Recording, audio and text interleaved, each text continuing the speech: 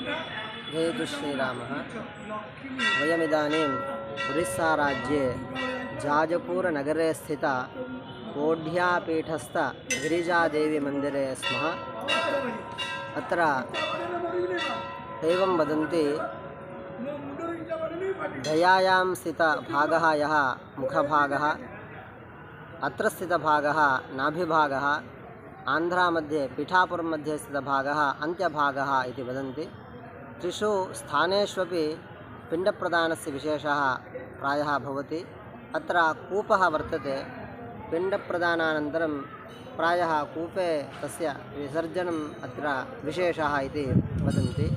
18 पीठेषु एषः भागः अपि एकः भागः इति व्यवहरन्ति। अत्र पार्श्वे एव मन्दिरस्य पार्श्वे विरजानदी प्रवहति। जयतु श्रीरामः, जयतु भारतं, जयतु संस्कृतम्।